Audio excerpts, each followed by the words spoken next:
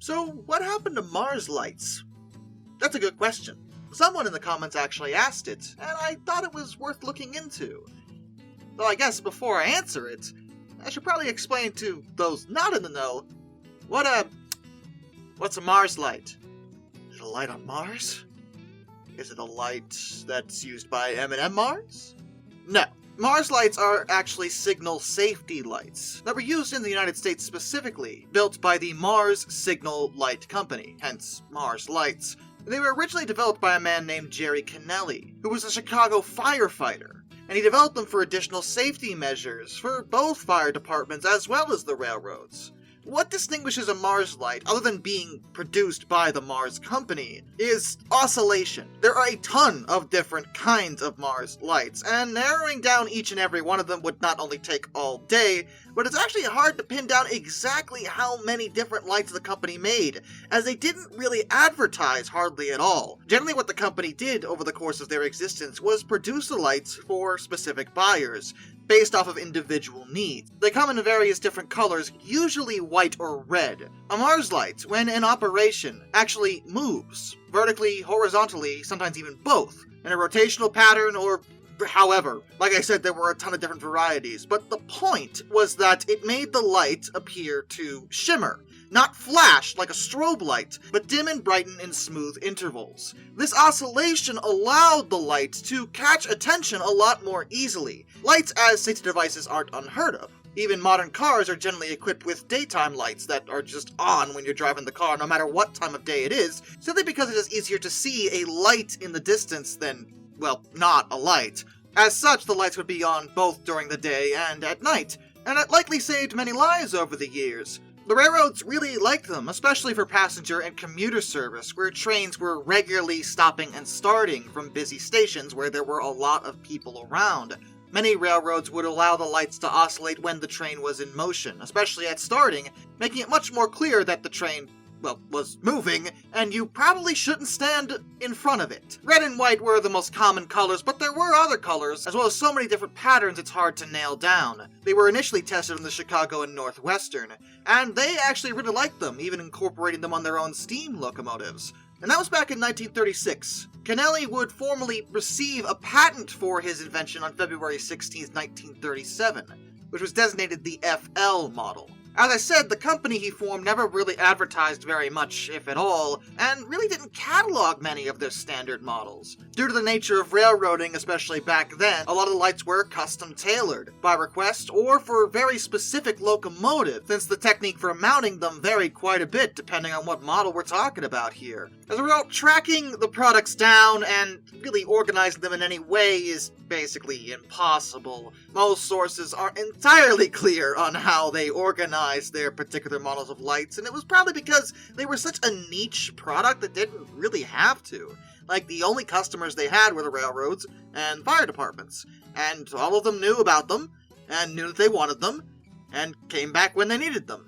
And it was a lucrative business venture that didn't really require any extra advertisement. They barely had any competition either, with the sole exception of the Pyle National Company, which started selling what they called gyro lights to railroads. Instead of oscillating, these lights moved in an elliptical pattern. Similar, but not quite the same thing, but they never became as popular as the Mars lights. In fact, most rail fans, when they see that kind of oscillation, even if it's a gyro light, will sometimes just call it a Mars light, because that's how popular they became. It was the default option. The company grew quite a bit, and in the early 70s opened a location down in Naples, Florida. They were actually purchased by the Trip Light Company, which would rename their business as Tri-Light Mars, or simply Tri-Light Incorporated. They still operate today, in fact, though they have moved operations back to Chicago. They still produce warning lights and sirens, actually, but in the modern day, these aren't designed for railroads anymore.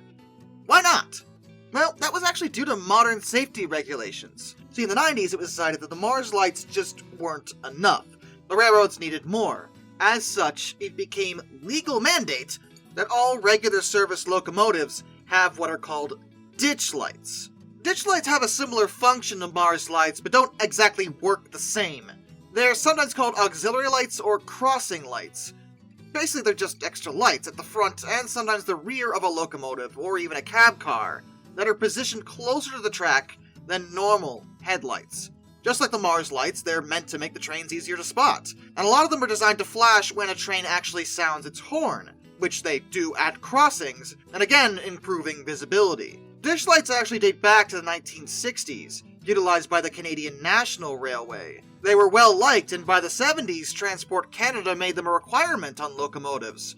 And the United States again would do this in the 90s, the deadline being December 31st, 1997. All equipment operating over public-grade crossings at speeds greater than 20 miles per hour had to have ditch lights. Only limited exceptions exist for historical equipment or slower-moving trains in more rural areas. But outside of that, every single locomotive had to have ditch lights. And the regulations also stipulated the position of the ditch lights, how far apart they could be from each other, as well as their height above the rails.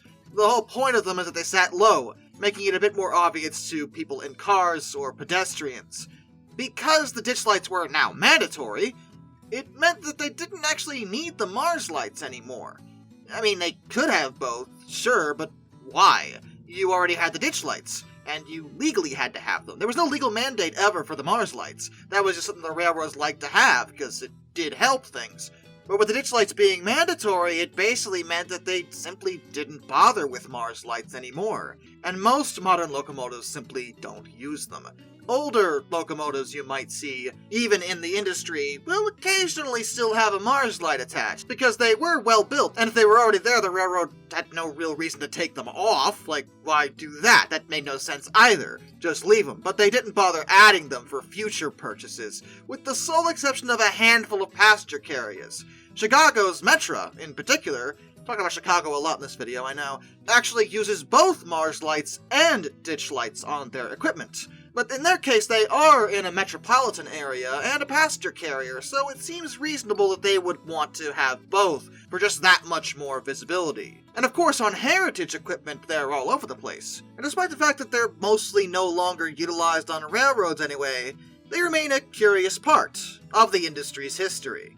And with that, a special thank you goes out to all my underwater train finders, SomeDude267, Orange Glass, Benjamin Owens, Anzac A1, Arthur Roy, Jack Carson's Railroad Videos, Lord Offer 44, Royal Hazard 2860, Eisenfer 1405, Charles Kwiatkowski, Matt Weaver, Tom Redlion, NS Productions 8104, Wheeljack 8401, Rescues Greyhounds, The Baxter, Caleb Crosswhite, Andrew Bowen, Josh Johnson, Caleb Rainwaters, Prez Drenton, Master of None, Travis Alinsky, Jared Brussel, Joshua Long, Tommy Rossini, Ben McCullough, Panzer Kitsune 131-232, Mark Holding, G. Wiz, Mr. Terrevel, Hayden DeGrow, Medal for Life Guy, Hannah Bird, No, Eric Hutton, Kirk Forkham, Ohio Trucker 1, Mitchell Cole, Mr. Sleepy, Dr. Racer 78, Nylon, AET Museum, Railroad Preserver 2000, Williard Conklin, Windy City Rails, Liam Wright, DN Travel Typhoon, and of course, my dad.